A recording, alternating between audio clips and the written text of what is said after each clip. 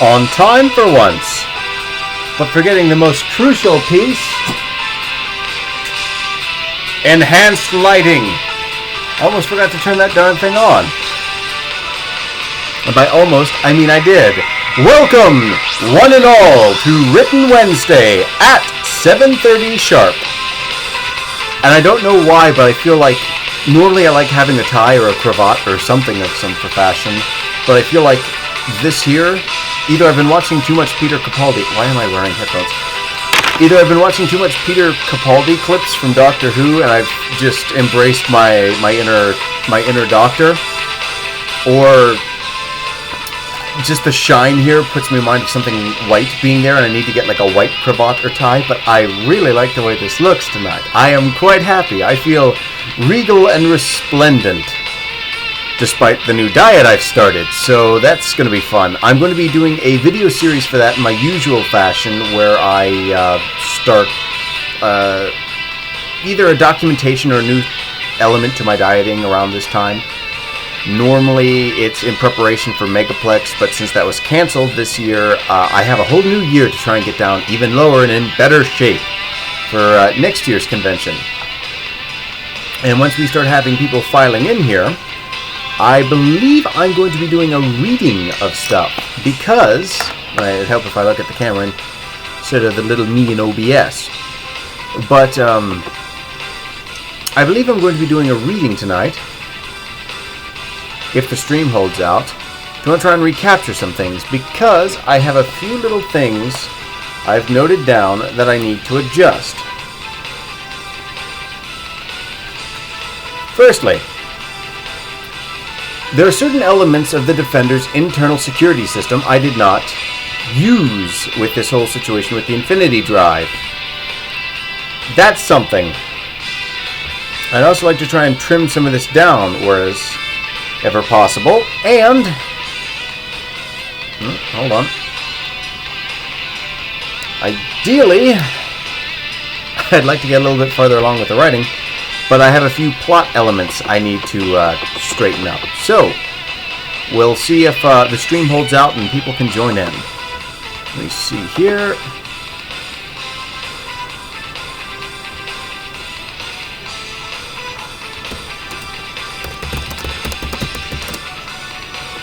And in case you do hear this, well, I'll issue that to my friend Sean once he gets in here. Oh, hey, Coyote! It's good to see you, Meg. But my friend Sean is currently dealing with some stuff and work that needs done, so I wish you the best of luck with that and keeping everything afloat.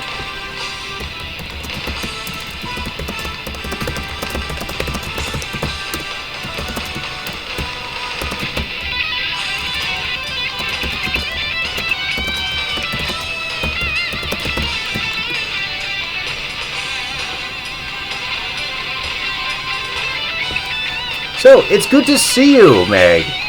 Hopefully everything's been going well on Twitter with the Peanut Gallery. I don't even need to drop specifics, because I'm pretty sure everybody on Twitter has the one person. The one person.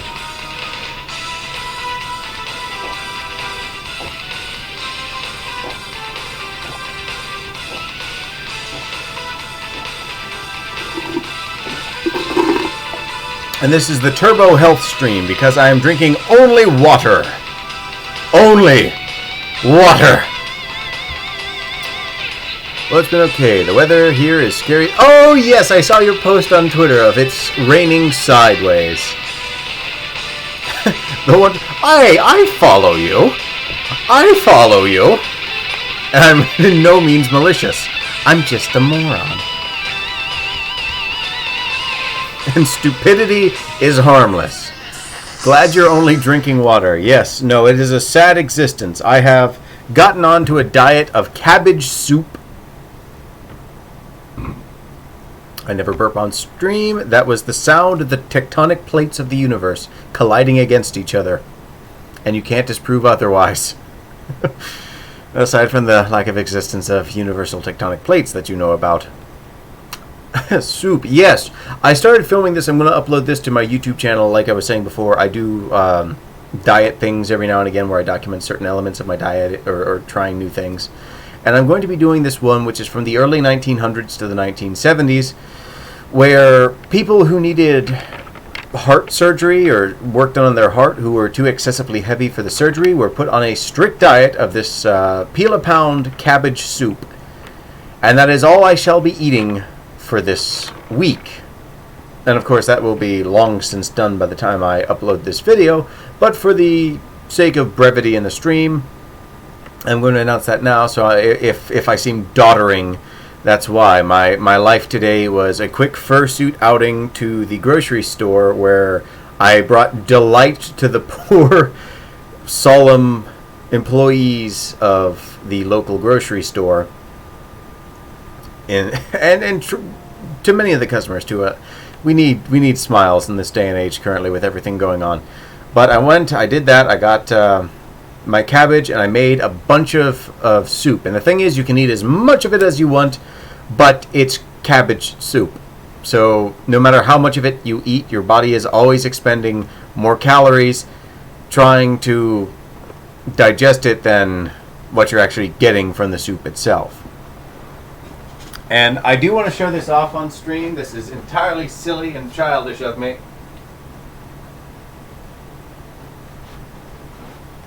But in the topic of the coronavirus situation, I noticed my mood's been kind of bottoming out. So I decided, since I'm always buying things for Christmas for everyone else, and I'm usually saving my money to the point of one day being able to have a house that matches my extravagant and eccentric tastes, I decided that I'd break from the norm and buy myself something, and I finally bought my favorite sonic screwdriver from Doctor Who, the River Song one. And I absolutely love this thing. I am very happy to own it. I know I should be saving my money. I know it's not a sensible purchase, but I'm happy I have it because it also has the legendary red setting. I love it. I love the little detail and everything about it. It's got the little buttons and everything, and it's got the switch there. Boop.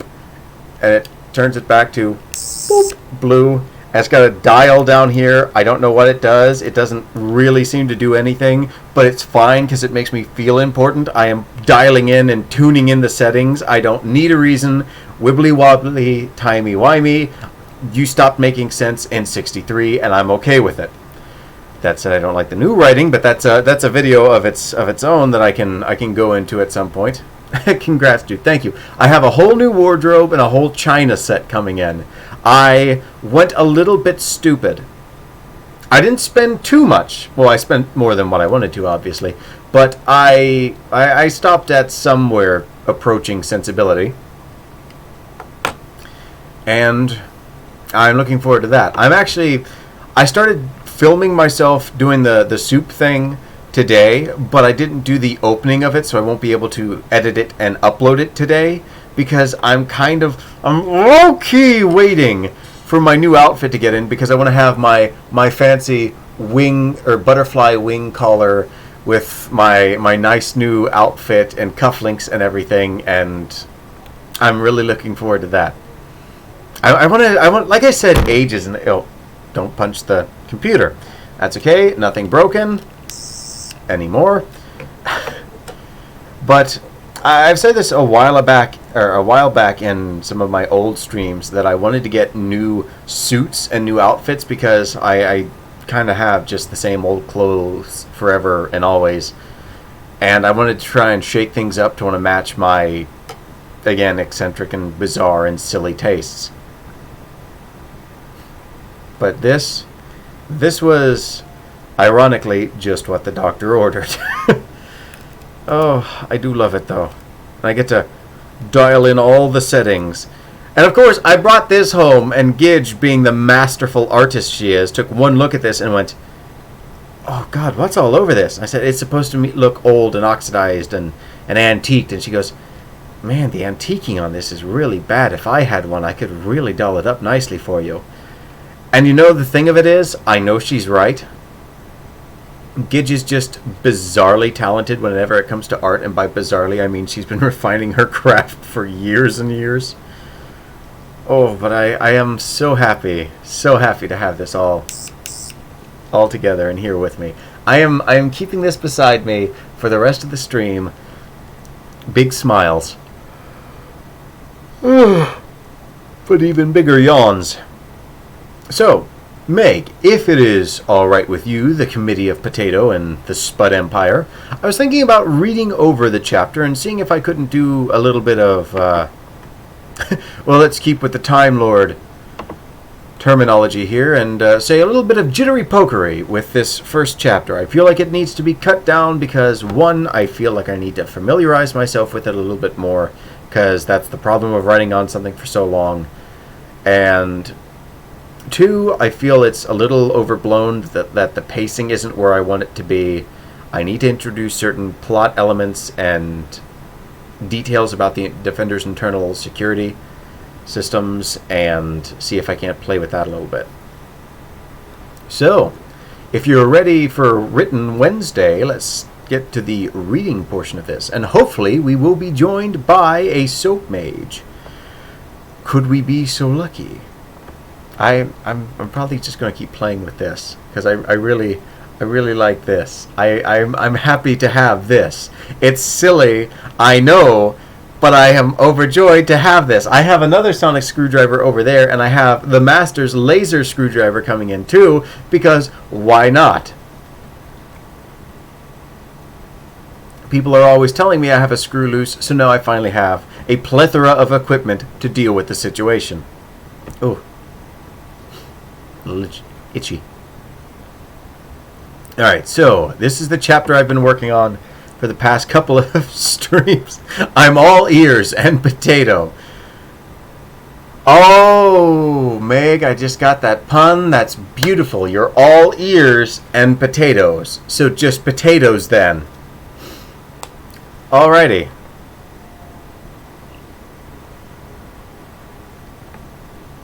Unless it's an eye. It's not eyes, it's an ear of... No, an ear of corn. What did... Great, now I have to look up what you call a gathering of spuds. What do you call a... Pop potato, no. Potato.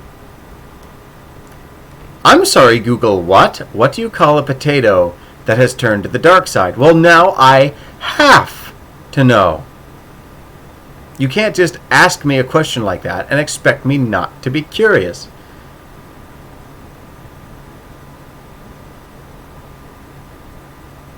I regret that immensely.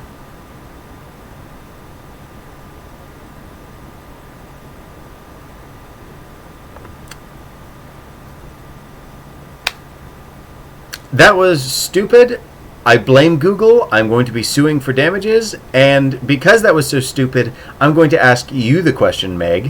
What do you call a potato that has turned to the dark side?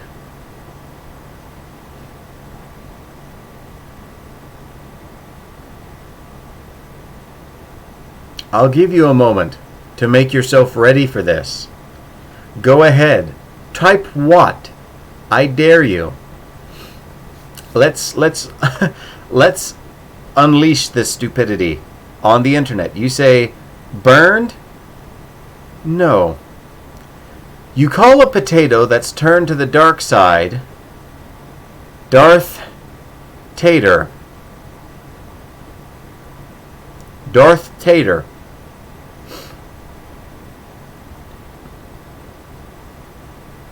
The answer is a mick of potatoes. As a mick. I know. Oh, God. Just Darth Tater. Google. I feel bad that Google even suggests this to people. Alright, now, I have to see what you call a potato. With glasses. No. Is it, oh, God, there's a lot of potato jokes.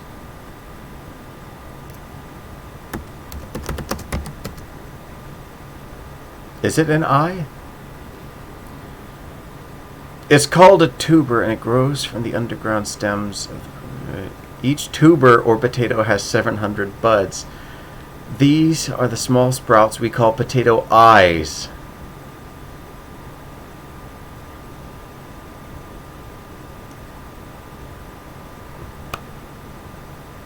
tuber?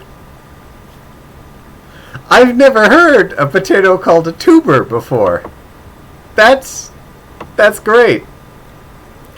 Oh, Darth Tater, my life, OMG. Yeah, I know. We're just well and truly off the rails here, so I'm going to try and take us back on track and just turn this into welcome to Audiobook Wednesday. A tuber is like a root you can eat. Ah, interesting. Well, let me just send out a link to Katie, so if she's free, she can join us later, and hopefully the stream will work. Let me see. Do I still have everything in copy and paste? Yes, there we go. Awesome. Oh, Meg, would you be a dear and do me a favor and see if I uploaded my "Hey, come join the stream, please, I'm lonely" to Twitter? I'd be very much appreciative if you did that and confirmed that for me. I don't want to risk opening my browser again unnecessarily and causing the entire stream to crash. Potatoes is called a pocket. A pocket of potatoes. You did, my good sir. Excellent, excellent. Alright, so gonna take one last drink of water. Try desperately to hide the fact that I really want to yawn for some reason.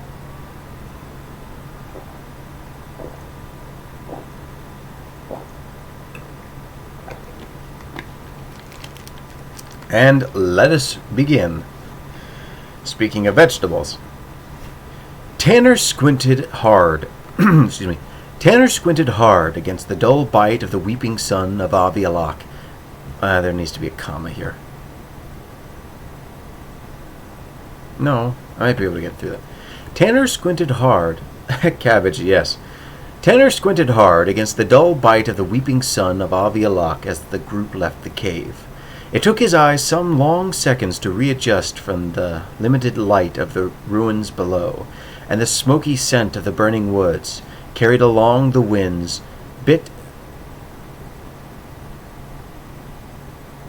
No, I might have too many commas there.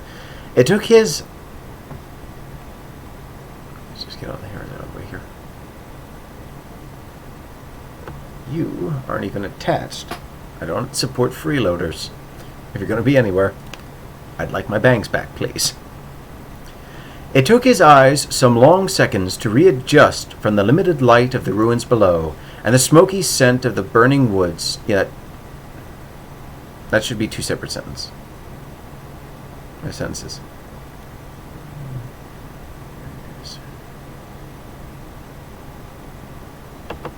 Or while.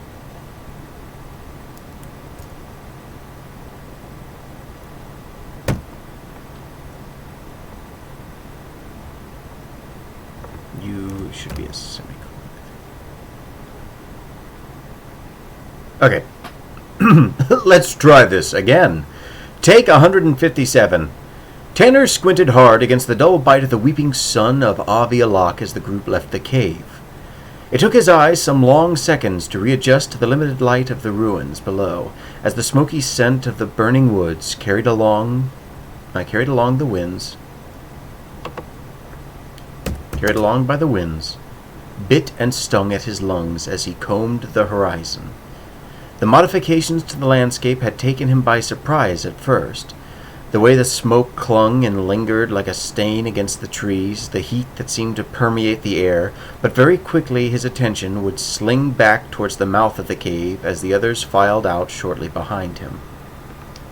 Nyumna, in all her dignity and grace, declined to be carried out upon a stretcher, instead asking of a security officer that they lend her their strength to steady her.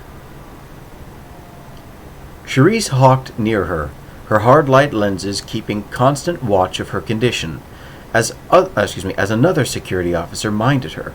The bulk of Contrail's team would be placed in positions around the civilian team, just in case,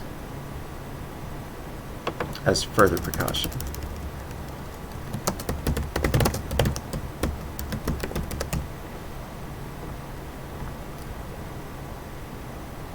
And I think I can change something in this first bit here.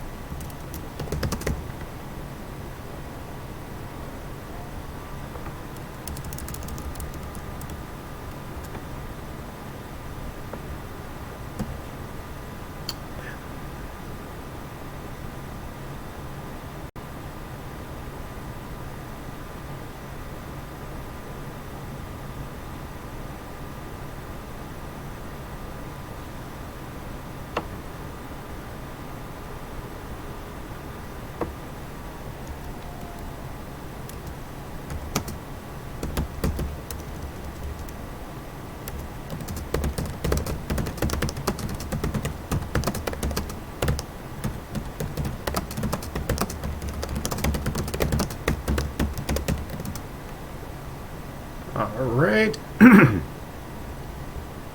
Let's see how that flows. Add to dictionary. Okay, so I need to write down a few points here that I don't want to forget. Actually, no. I am an eccentric, wacky man who has a 1930s typewriter. I am going to punch this down on a piece of paper in my typewriter. And Meg, there is nothing you can do to stop me. Here's the typewriter. We will be making note of this. I just need to load the paper in. That is the correct switch to do that. Yes, I know. I do have the big brain in all of its beautiful smoothness.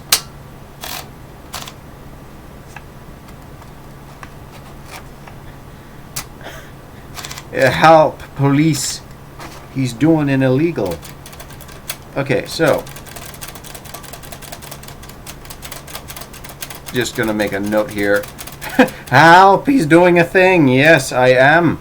Okay, so point 1 that I want not to forget. There are ESG with the group.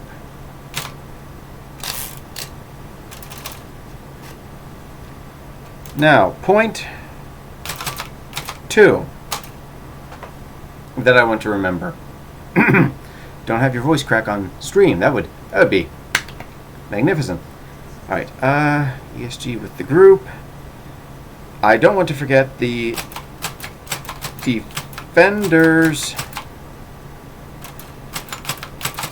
internal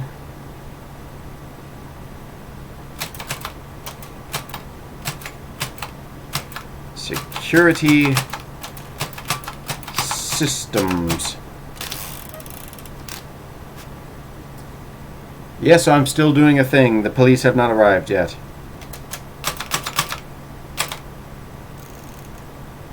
Alright, point 3. Fix the pacing. Point 4. Read the actual story, you knob.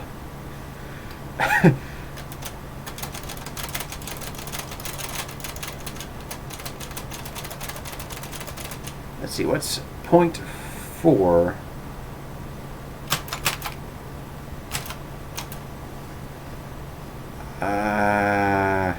ESG, the pacing, internal security.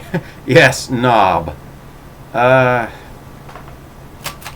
Cut down on words.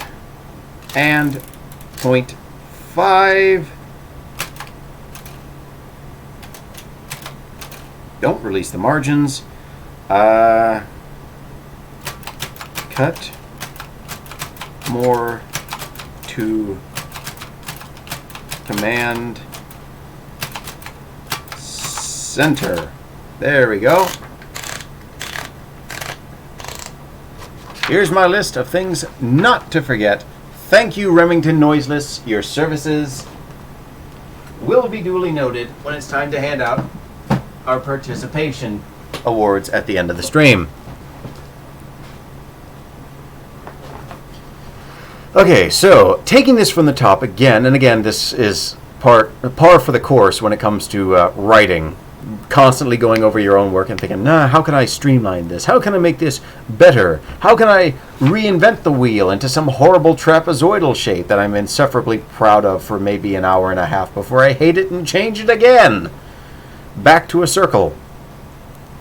Tanner squinted hard against the dull bite of the weeping sun of Avialak as the group left the cave.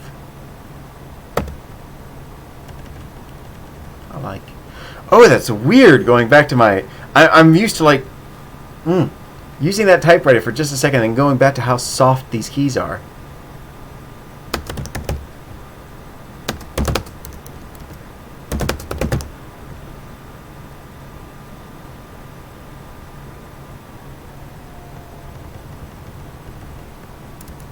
Okay.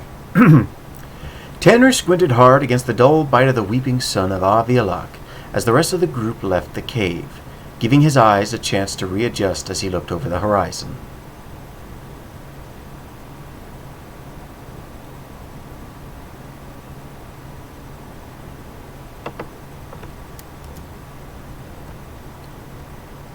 The modification to the landscape... that should be S. The modifications? No, I guess. The modification to the landscape had taken him by surprise at first.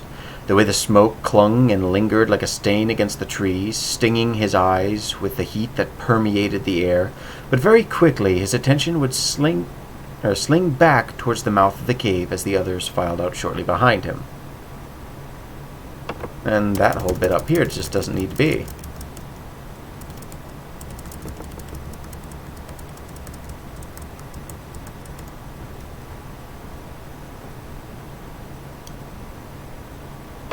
Boop. Mumna, in all her dignity and grace, declined to be carried out upon a stretcher, instead asking of a security officer that they lend her their strength to steady her.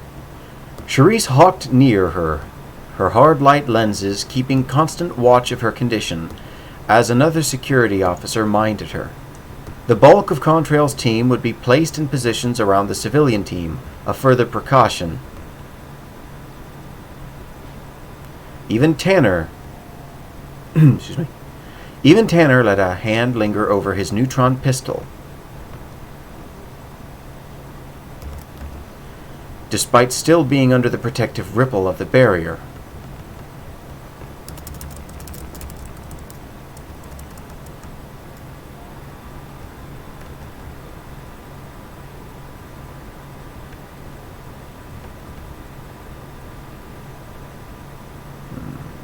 Change.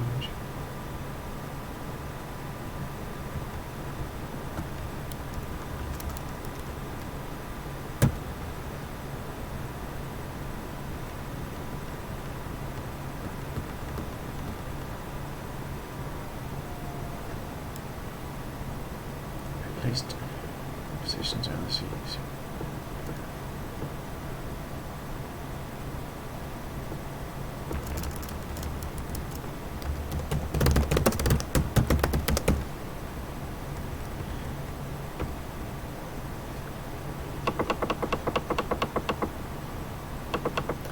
While the Rolfian prisoners were still passive in their stasis cuffs,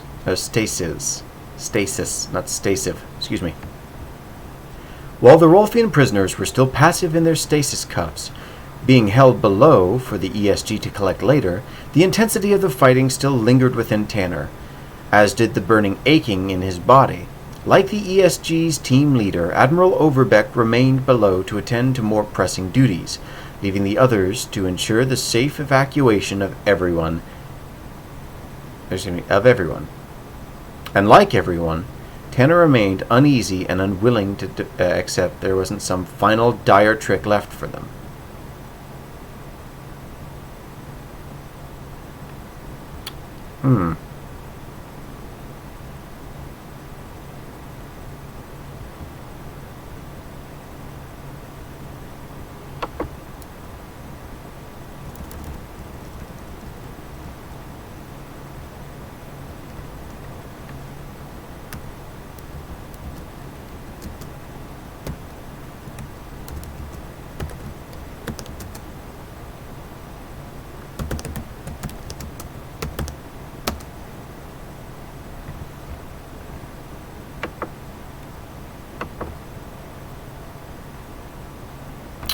I'm going to try and monkey with the wording there. I feel like that's a little bit off. And I have to re-add some of these names to the spell check function because that operating system crash still kind of is screwing with me.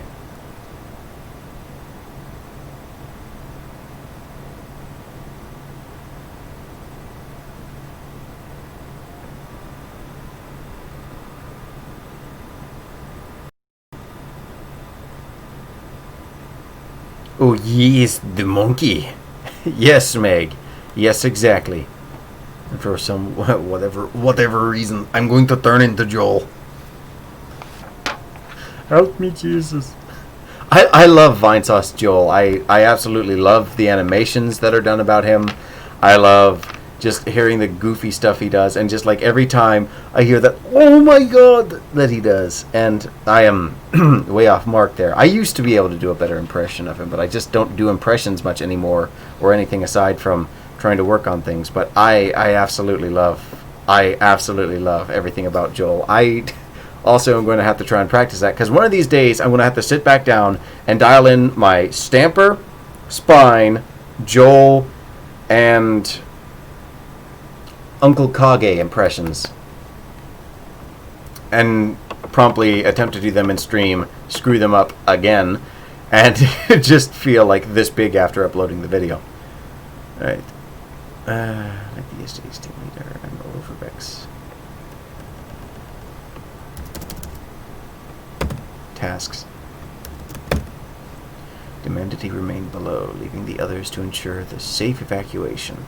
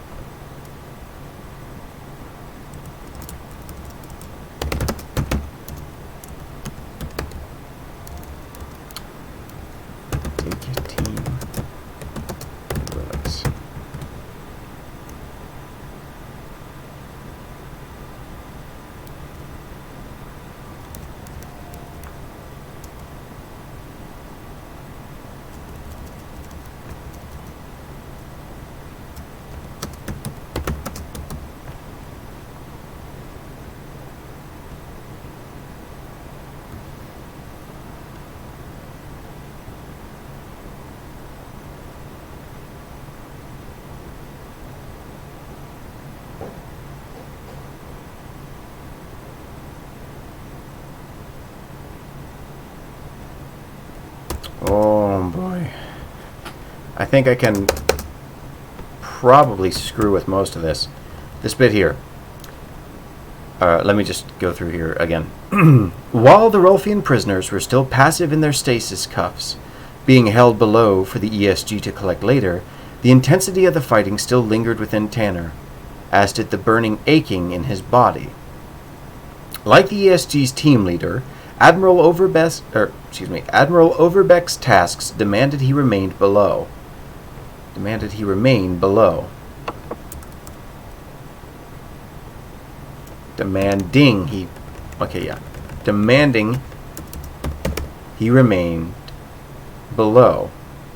leaving the others to ensure the safe evacuation of the dig team and relics, wary of some final dire trick left for them all. This bit is the one that I'm not... there's going to need some work done here. Quietly, he wondered what connection the Admiral had with the agents, or if it was simply a matter of procedures that demanded his attention.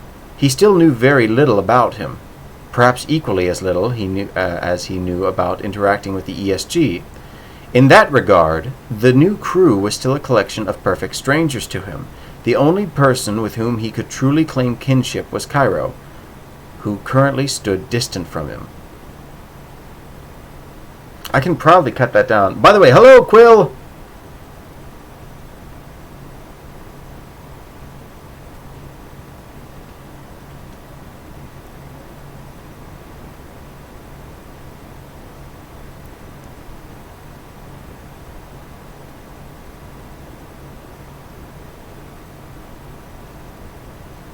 Yes, friend. Continues to have issues with Picardo. Oh no, that's no good. Leaving others to ensure the safe evacuation. them all.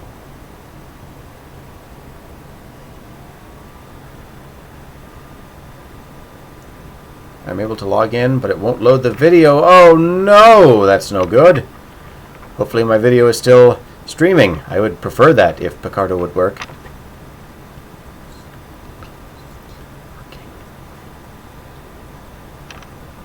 Where is some final Dr. Dragon?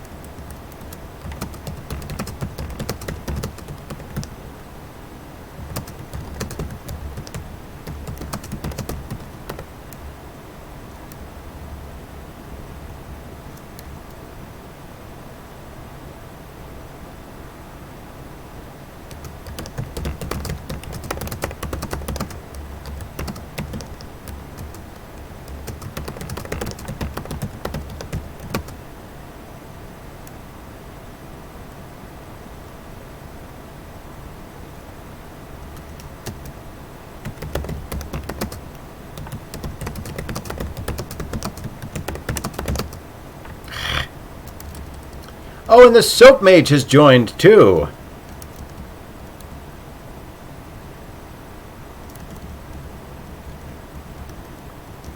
It's all strange, all new, much like...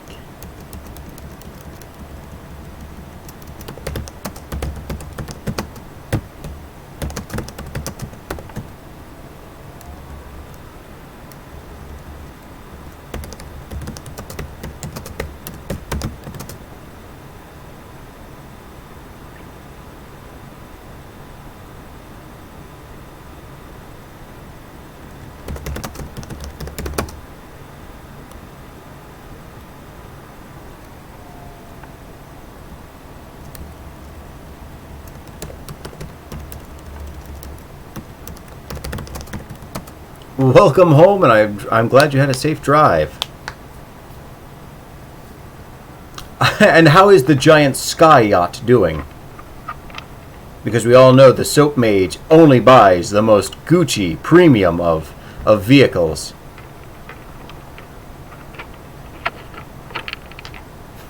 Only velour boogie boards for the Soap Mage.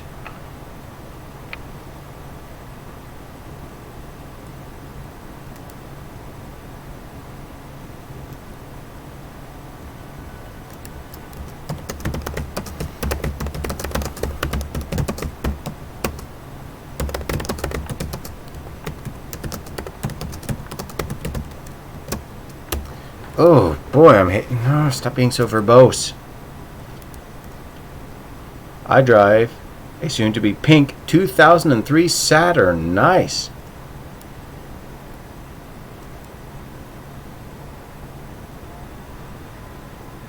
My phone saves the day. Yes. Way to go, Quill, and I'm very glad to have you.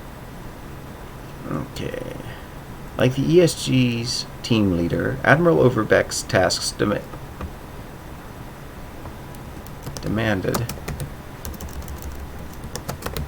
that he remain below. Demanded that he remained below, leaving the others to ensure the safe evacuation of the dig team and relics, wary of some final dire trick left for them all.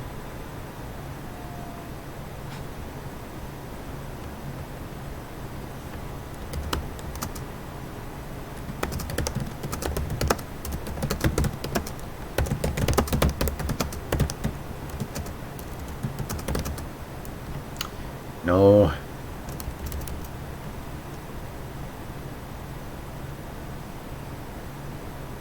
As it was his first time dealing with them, Tanner's imagination could only wonder at what business they had left to do, or what would come from it, or come of it. It was all strange, all new, much like the officers who followed him now.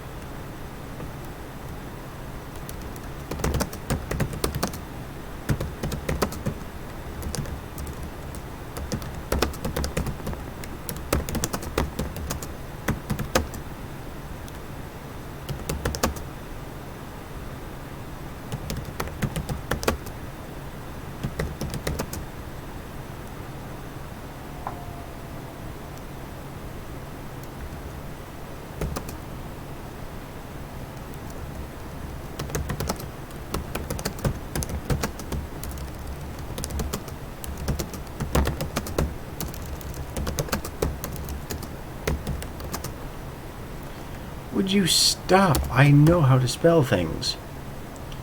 It was all strange and all new.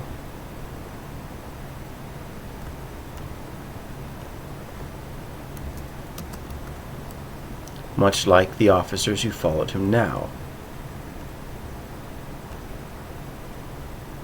But the change which slowly... I don't like that. I know I want to highlight the whole fish out of water. This is a new crew. He's dealing with things much too quickly before he has time to want to think about them. And the realization that Cairo is standing farther away from him, and there's still sort of a lingering unsaid tension there. But boy howdy, am I having a hard time getting that to come out right. Oh, apparently my friend Sean's son is also watching the stream. Hello, Carl! Have you been practicing for bowling? Once this corona mess is done, I look forward to having a rematch with you. And maybe between the three of us we can take out Gitch. She's far too good. She's recently had to trim the super long thumbnail, so hopefully that will be her Achilles heel.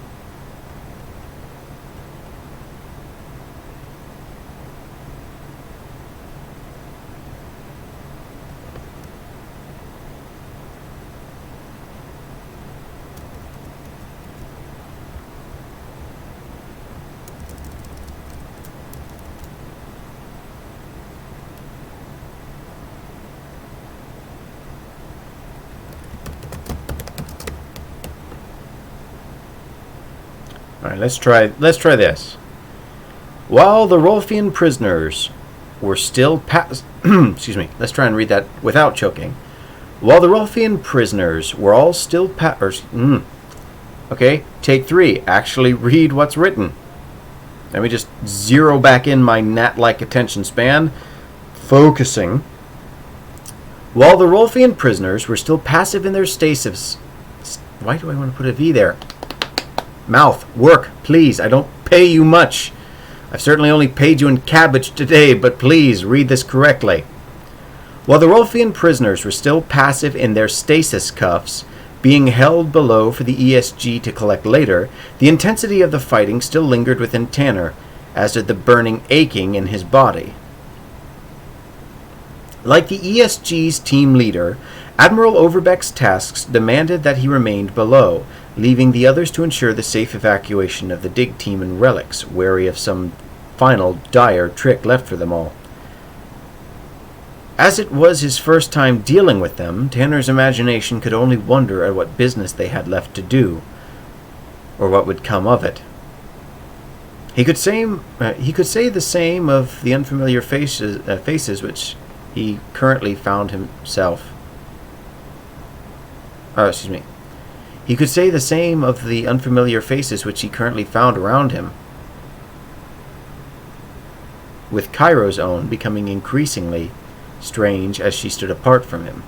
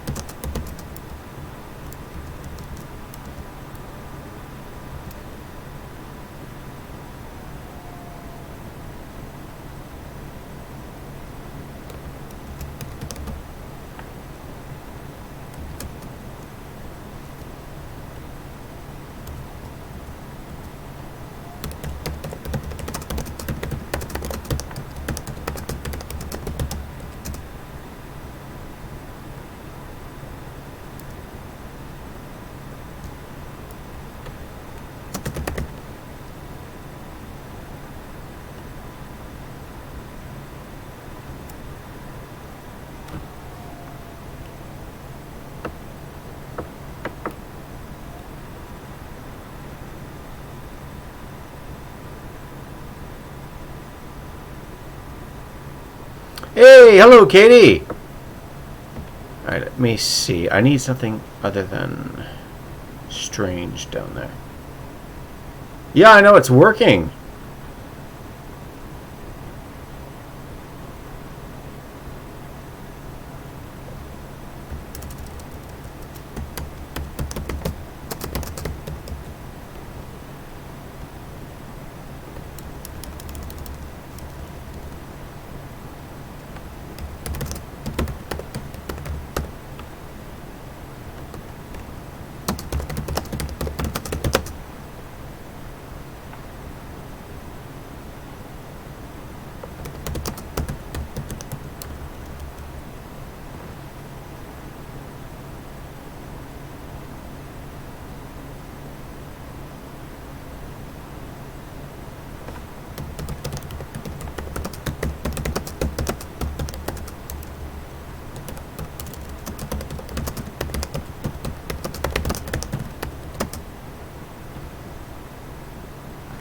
Yeah, no, it's actually kind of almost tangentially the opposite of progress. I've gone back to the beginning of the chapter to fiddle with it and try and cut it down. And there's been a few key points here, which I've noted. And by the way, I'm just going to casually show off my awesome new sonic screwdriver that I got because I'm really happy with it and it makes me happy. But we have here a list of things I need to do to want to fiddle with this chapter. We have the need to remember that the ESG is with the group when they go back to the we have to flesh out parts of the Defender's internal security systems, which I forgot to mention. Oh, you're geeking out so bad? Yes, me too, because Riversong's sonic screwdriver is my absolute favorite. Fix the pacing, which I'm trying to do. Cut down on words, which I'm trying to do. And then cut more to the command center in the later parts, so try and really drive home the whole Tanner's at two places at once aspect of that. So it's going to be a fun time, and I'm grabbing for a tie to want to straighten, but there's nothing here. This is a unique fashion choice for me. Oh, I have a message here. Carl thinks it's amazing that I have a YouTube. Thanks for being a creative beacon in a sea. Oh, God, you're going to kill me. Thanks for being a creative beacon in a sea of conformist trash, bro. I appreciate the support from you and your fam. Well, I appreciate the support from you and yours, my friend. That is absolutely great. But I don't know how transformational and creative I am, because all I'm doing is effectively, I want you to watch me work, because I'm kind of bad at watching YouTube, so I need people and a constant pressure of a threat of failure to make me stay working on the book. I don't think I'm that innovative, but I do appreciate it, and hopefully with some more videos to the channel, I can continue to entertain the devourer of worlds. Alright. He'd seen the look on her face as they'd returned to the surface. That look of something still on her mind, words she wanted to say. His stomach I'm gonna have to work on this. His stomach knotted, some in guilt for pushing her away. The most frightening facet of this new reality was the fact she was his only friend left in the world, and everything that had happened, after everything that had happened, and all he had to say was, "We'll continue this later." She wasn't a robot. He could only wonder at what that dulcet expression was hiding after everything.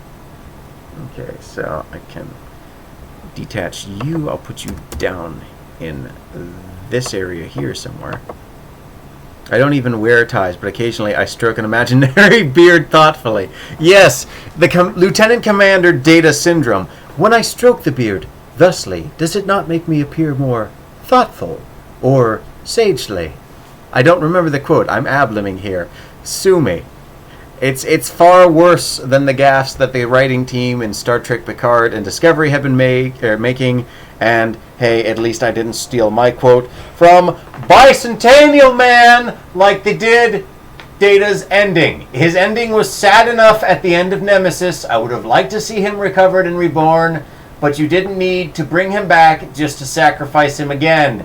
Thank you for squeezing all the nostalgia and feelings in my poor Trekkie heart a second time, but more poorly than the first. If you wanted to make a difference, have him come back. Have some sort of big character moment where Lore realizes how broken he is as a person and decides that he'd consciously let Data come back or something like that. Or something. Something. Don't just bring Data back in the form of like a Force ghost to just kill him off later because the first time wasn't sad enough. Just, I want to die because that brings finality. Stop. Put it in a box, close it away, let the doctor destroy it. We don't need little black cubes invading us. We've been down that road. Done it before.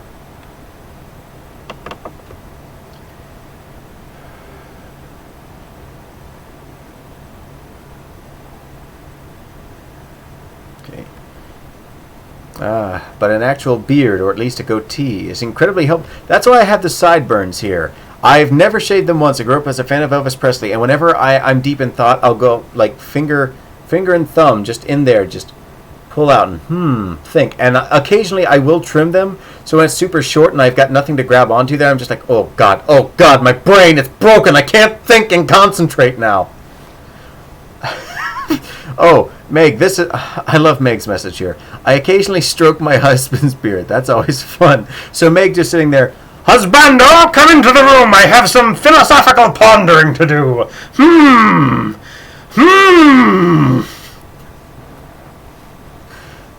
I snorted so hard.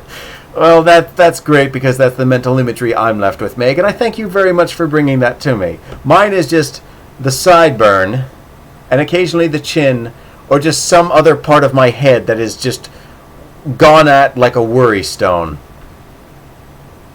Instead, I have a cat. Katie says, instead, I have a cat. She helps me gather my thoughts. My thoughts, and thoughtlings. And I can only imagine, Katie, that instead of petting the cat, you stroke the cat's beard thusly, and the cat's just there going,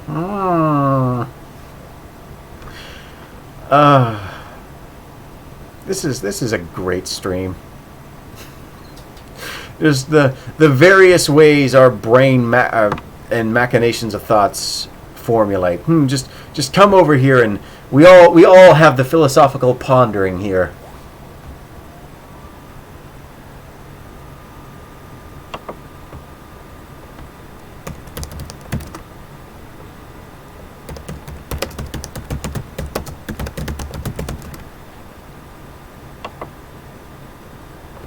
It's like when you rub...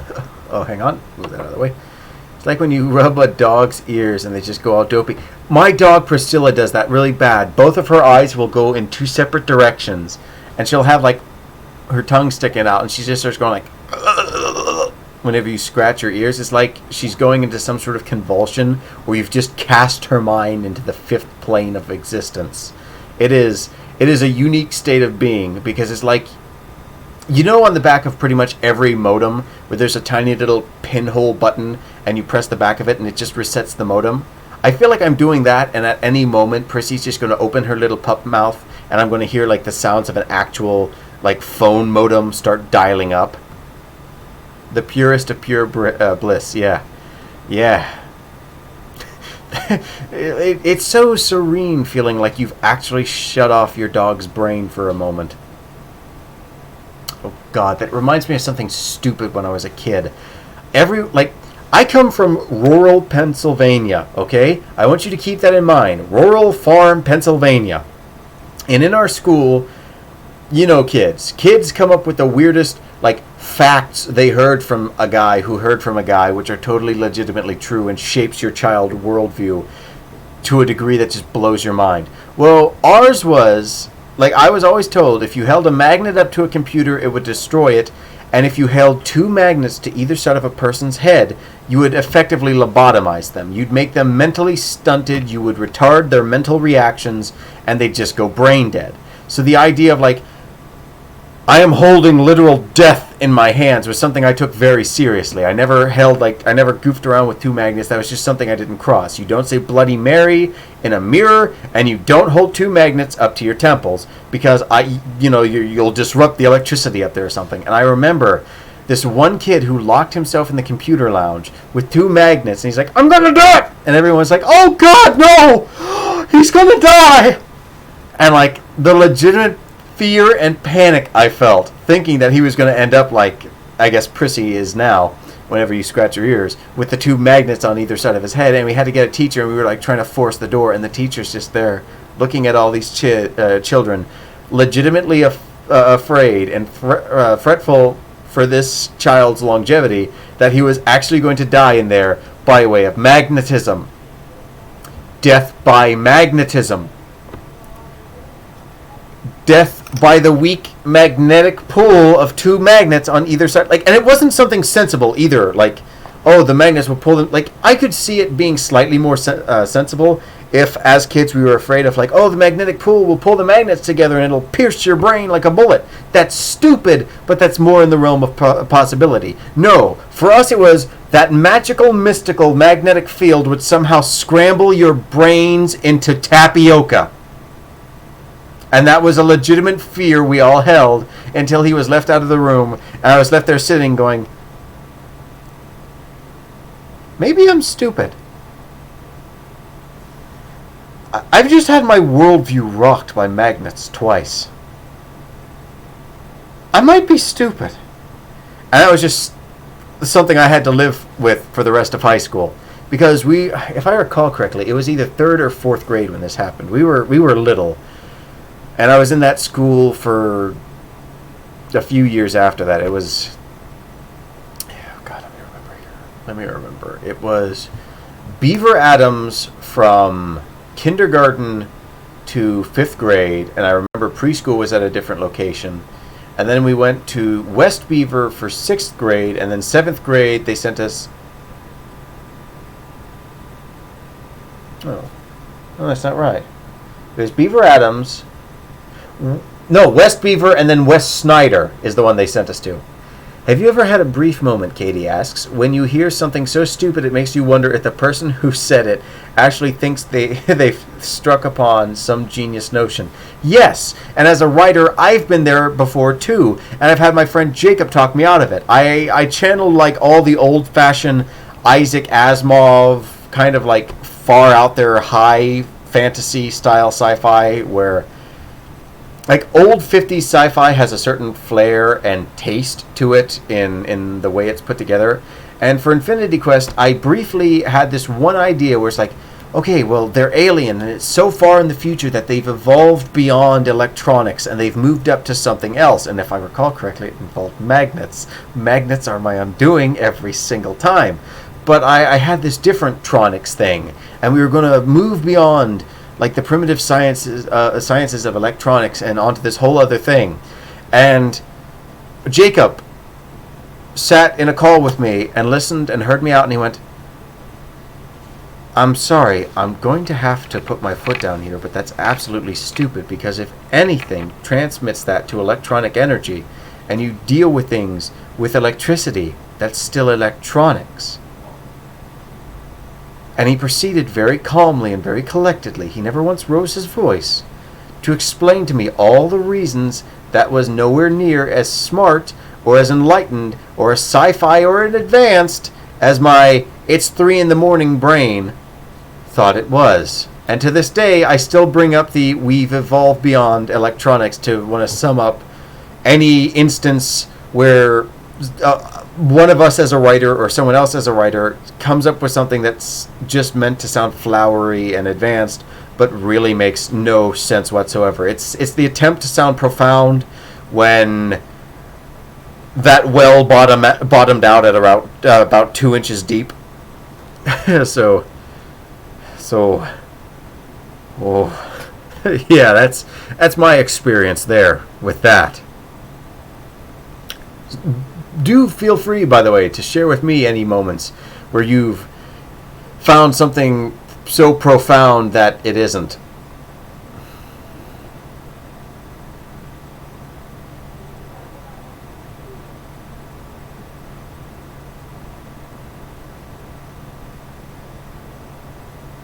Like 2 weeks ago, when that really long discussion of dimensions, oh,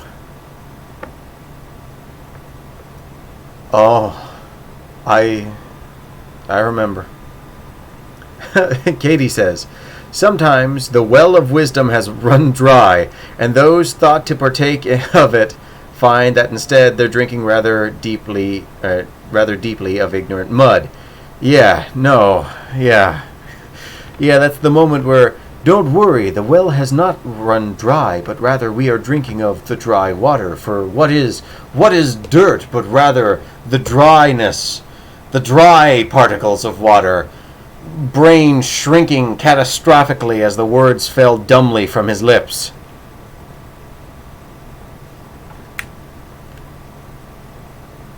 He'd seen the look on her face, returned to the surface.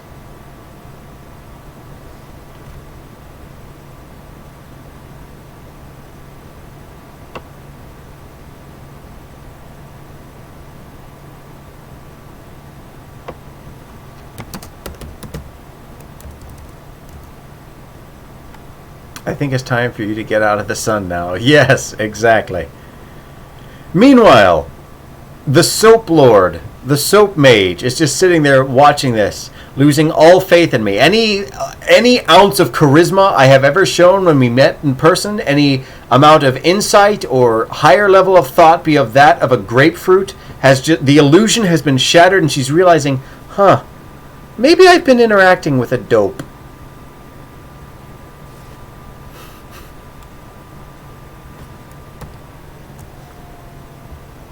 The soap mage. That would be Frisky Boy. Now, I will be right back. I have to go air out the stupid that I have accumulated under my collar. I will be right back, don't you? Oh. Turning on that. I just forgot to turn on every light today. Hang on. I'm taking the sonic screwdriver with me, and I'm going to go perform some sonic brain surgery.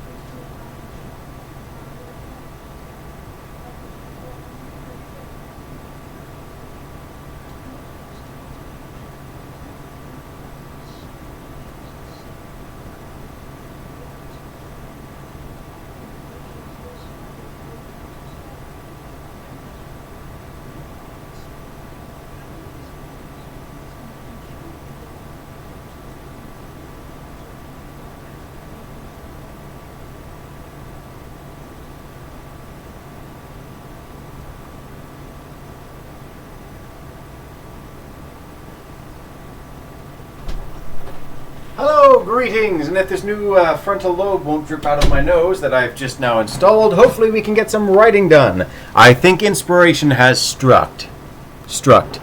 Oh. There it goes. I think inspiration has struck. Wrong tense. Oh, no. See, there it goes. We're talking about Rokusho. Alright, yeah, there's always been two doors. Okay, it's the closet to the... Yeah, the closet's over there. Doors right there. There's always been two doors. There's two doors, and there are 4 lights. 5. That joke almost worked. Makes sense. I've been here since day 1, but I have no idea. Like the action figure Rokusho. Oh, Lord Rokusho. Yes, that didn't take long.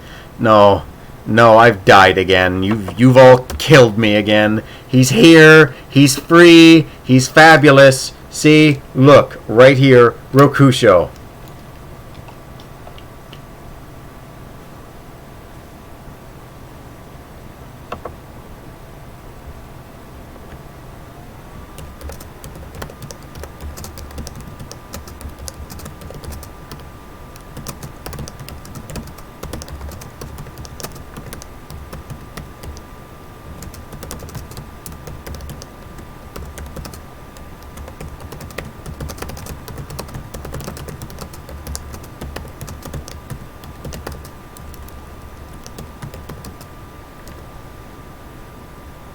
Okay.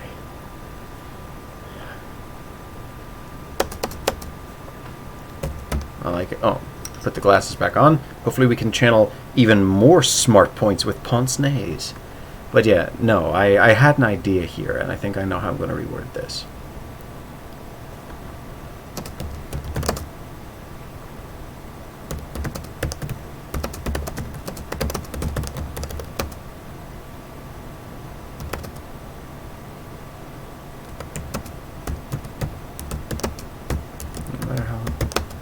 Oh, hey, it's a Sushi Maru. Oh, God, she could smell it. Hi, Sush! He's here. He's free. He's happy. He even has a little Rokushlet. We're fine. He's moved on with his life. He's free. He's happy. There's no need to free Rokush. No, he's not. No, it's called age. It's been a long time since Metabots. Stop harassing me.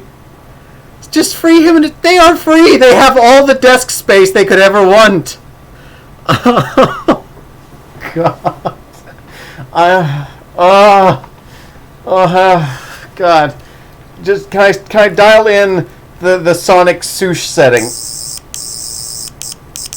No, hang on. We need something slightly more aggressive to deal with a Sush.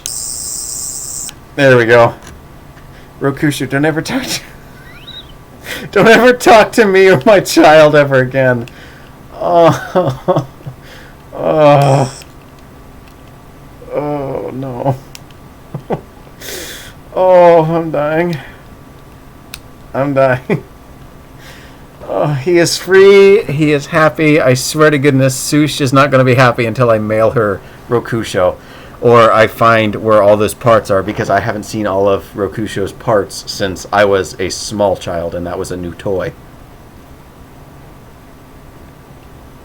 No matter how easy.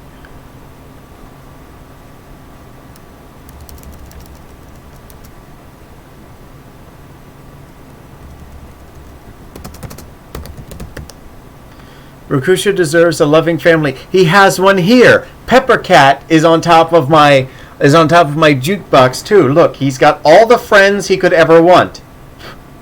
So dusty in this house. See? Perfectly healthy, perfectly happy. Pepper Cat is right here, always by his side. She is not missing a tail or her arms. That toy actually doesn't come apart as easily. I think the head comes off and both arms come off, and that's about it. No, Pepper, as in...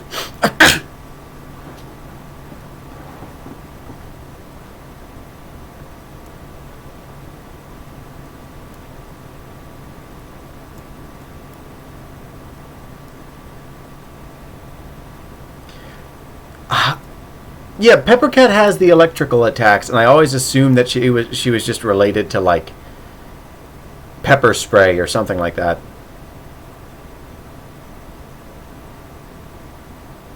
Wait, are Metabot? Yeah, no, that we've crossed the sensibility line there because most children's cartoons from the 90s is basically, here, son, have this toy missile.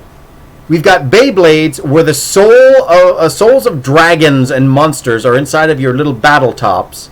We've got Metabots where it's, here you go, Ikki Tenryo, have this toy with Gatling guns and missiles in its head. Then we have, what was it, Yu-Gi-Oh, where you're literally banishing people's souls to some sort of nether realm of pain and suffering. Pikachu, who for the earliest few episodes just routinely electrocuted the living crap out of Ash Ketchum. Digimon, where you're going to die in a computer world. Ash is getting... and the bully girl getting electrocuted by Peppercat are the same thing. Electricity was funny in the early... I won't change your mind on that because I will agree, but I will say I'm just gonna throw this out there for posterity's sake. Raichu, better than Pikachu. If you want to start a hashtag already, why don't we do hashtag let Ash grow a few years? Hashtag evolve Pikachu. The whole thing was I'll be your friend no matter what, and we're going to get stronger together. But if you ever get too strong and you evolve, if you evolve, then we're not cool. I love you just the way you are. Don't ever change on me. You know, come on. Let Ash become a teen. Let some of the older fans have a moment. Let's see Pikachu become Raichu, and let's see where they go in life, because he can't keep losing at the Pokemon League. Ash has to learn something eventually. I am sure of it. I am sure of it. Welcome to the Pokemania stream. Thank you very much.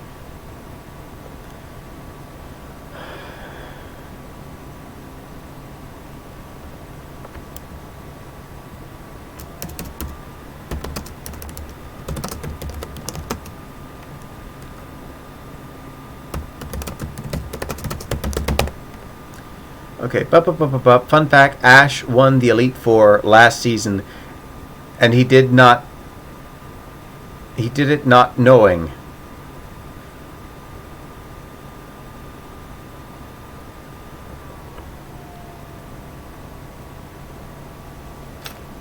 He did it not knowing. Normal was immune to ghost types. This is accurate to the game, where you beat the Elite Four with only 6 Abras in your team. I still have, no, you know what, hang on. I still have, what is it, no, that's the wrong episode, but it serves my purposes. It serves my purposes. I still have my Pokemon VHS tapes, where Ash he knew enough about psychics and ghost types to know that he needed to get a ghost type to beat Sabrina. I have the tapes to prove it. Ash is not a brainlet. He has some level of intelligence. What is going on in this wacky world? Oh, I am the cartographer of a time where things made sense. I feel my blood pressure skyrocketing. Welcome back, Sush, who is still the most awesome person to watch anime with. Changed my mind.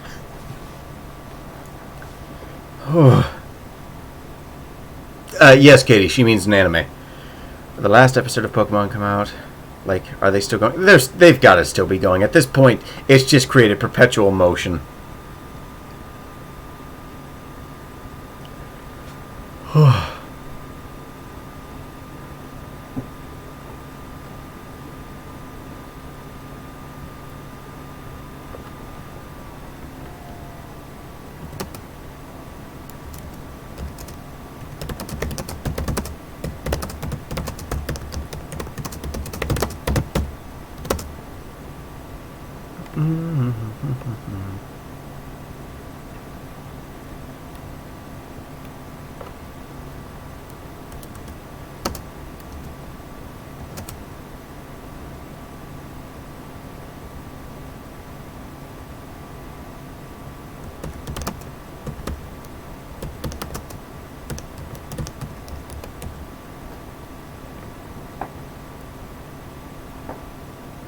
I remember when Pikachu spontaneously developed...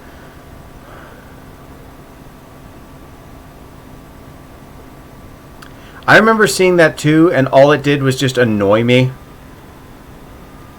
I remember when Pikachu spontaneously developed the ability to speak like Meowth, who, if I recall correctly in the anime, expressed that it took him like a year or so just watching people in a speech therapy class, and he'd mimic. I hated that. I hated that the second Pikachu started talking, that the moment was ruined. Yeah, and then they died for the third time. Let's not forget the episode that's like never discussed, where Ash dies defending him, and Pikachu...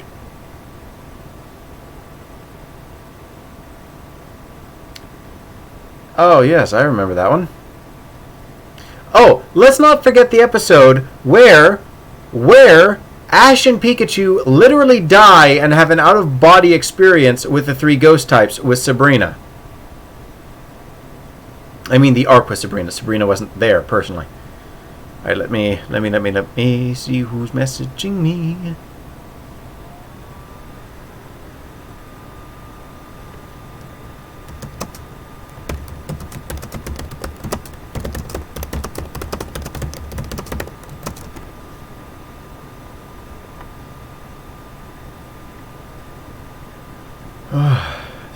On YouTube. Oh yeah, that was a while. Oh yeah, no doubt.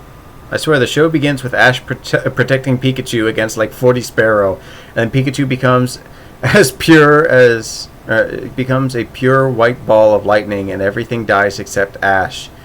It's like episode 1. Yeah, that's just a theme anymore with Pokemon, I guess.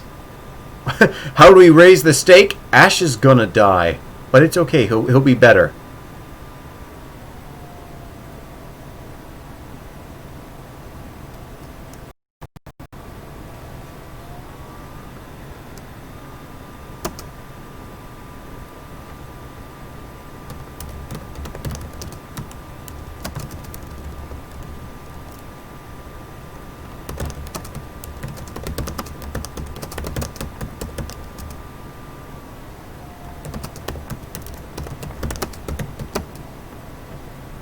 Boy, boy dies. Mouse sad. 2 nukes were...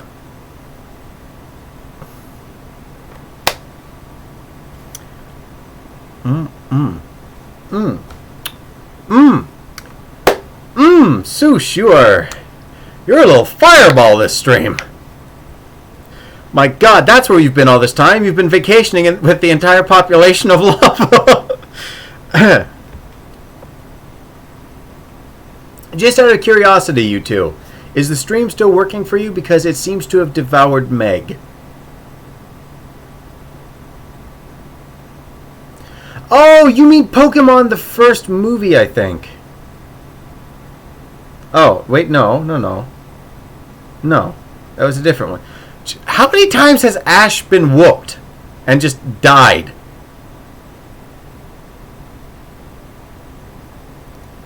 Yeah, no, I'm... Okay, so you can hear me. The stream's still streaming. Okay. Well, let me focus here.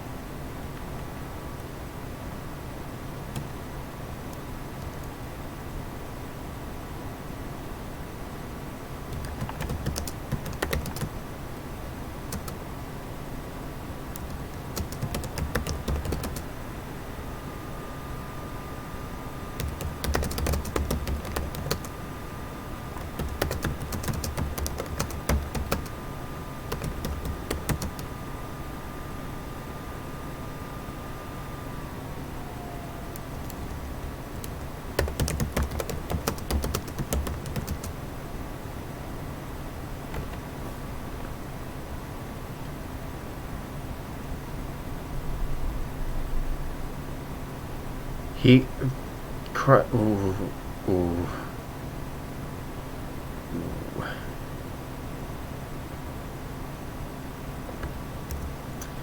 Alright, I'm just gonna click this link. Oh no, wow, no. I'm just gonna click this link and check this out real quick. It's not like I monetize these streams anyway. Oh no. What is this?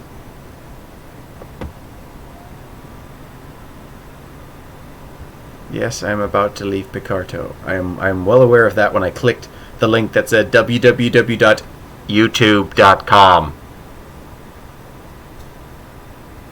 Alright, let's oh,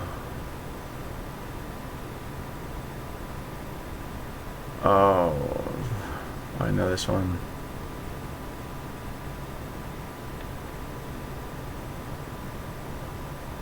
Yep, this is the one where Pikachu talks, isn't it?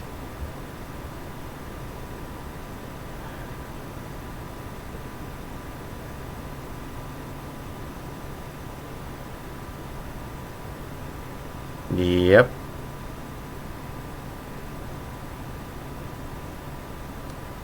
Like, it loses its punch the 32nd time. And when you decide that, where you just decide that, yep, Pikachu can talk. It's in every conceivable moment, Pikachu's just decided, nah, I'm just going to babble out the mouth. I could actually talk and have a meaningful conversation with you at any other point in time.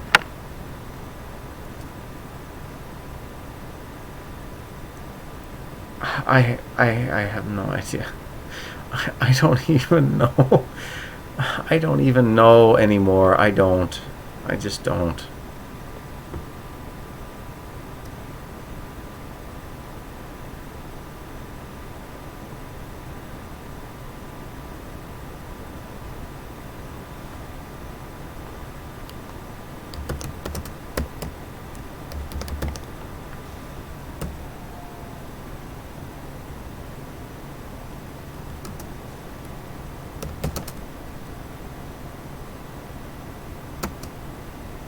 That's not in the first movie that I'm aware of. The one that's about Mewtwo.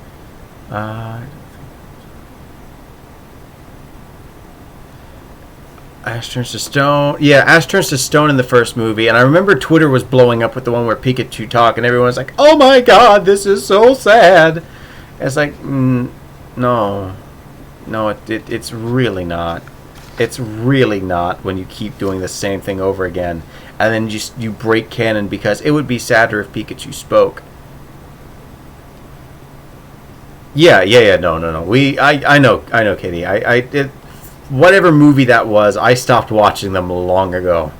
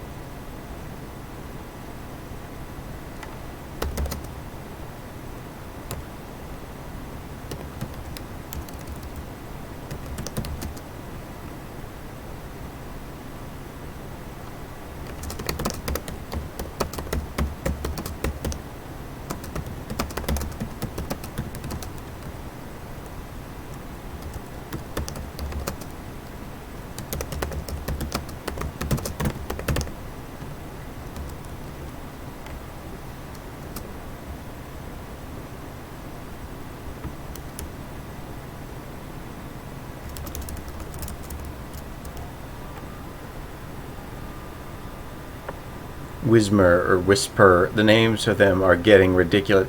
Yeah, no. Remember Garbodor, the literal garbage bag Pokemon?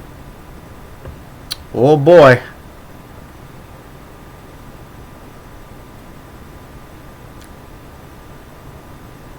I'm sorry, I need to pause the stream for a second. I've just been sent the most majestic photograph in all of creation.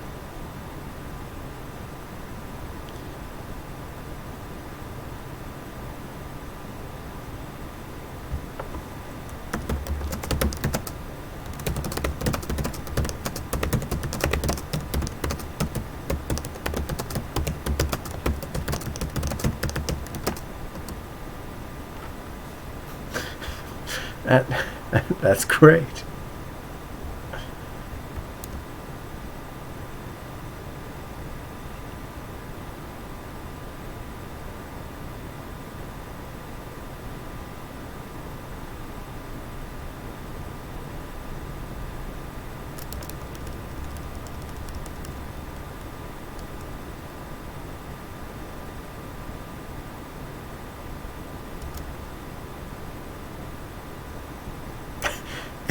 Yeah.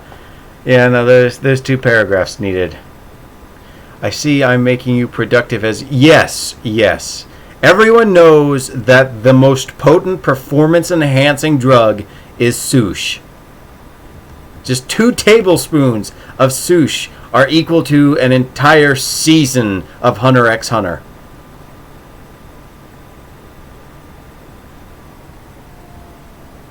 In fact, I would argue it is more effective and beneficial. The electrical sign, deep rumbling, deep. Yeah, so much for the whole audiobook version of this. I did like 2 paragraphs, and that was about it because I just got muddled into trying to rework and fiddle with it. No, but I am employing Time Lord science right now, Sush. So for all you know, I am the version of me from the future where we have finished watching Hunter x Hunter. And I have learned everything and committed it all to memory to such a degree that I can beat you in Hunter x Hunter trivia. I'm just too tired and I have a headache to want to try and verify any of that factually in any meaningful task. Sush, stop. You're breaking the immersion. The electrical sigh, deep, rippling, fluttering, I think.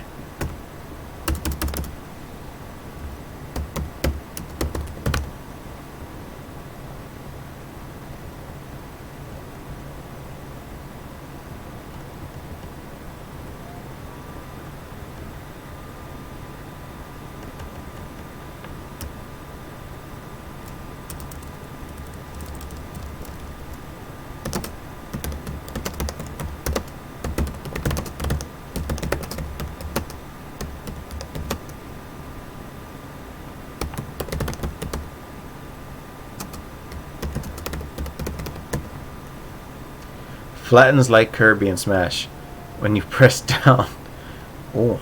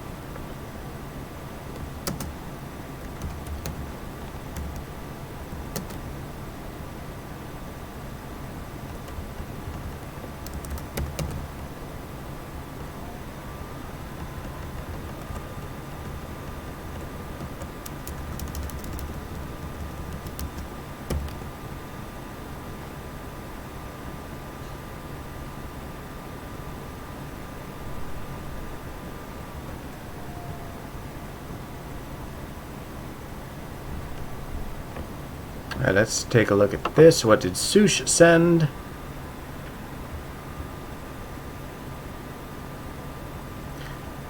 Oh! Okay. This is what Kirby would look like if Kirby was a picnic table. Good to know.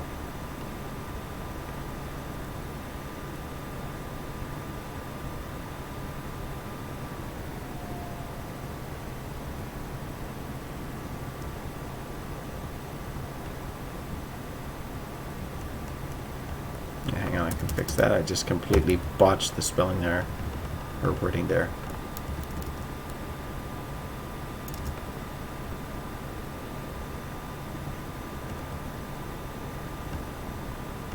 Enormous lengths of the doors of the...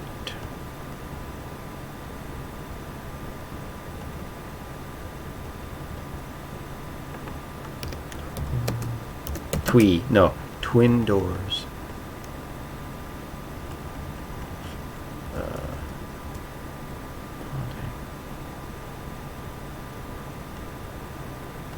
Okay, enormous and enormous. Let's try and humongify one of these and try and get a different word. Vast, massive. No, we've exceeded the allotted, or the allotment for the word massive, I do believe. Mammoth. That's good.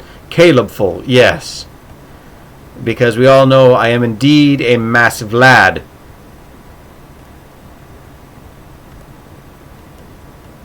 Giant, 8 feet tall. Yes. Yes, I like that word. I enjoy that. Thank you, Sush. Ginormous. Yes.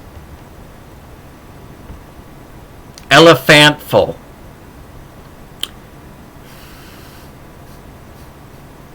I kind of like that. Behemoth. No, I don't know. I think elephantful kind of wins the day.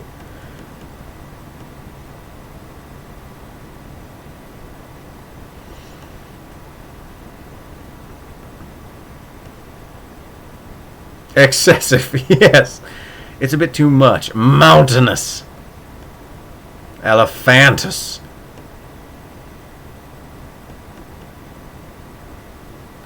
Indeed it is. But for now, I think I'm going to end the stream here and focus on it next time. So until then, always keep a kind state of mind and keep your dreams close to your heart, because the only person who will ever achieve them is you. And no matter how dark and how tough that road gets, I believe in you implicitly. Have a great day, and thank you for joining me this Wednesday. This has been a great stream, and I look forward to seeing you next week, and hopefully my internet will continue to be kind to me. Ta-ra!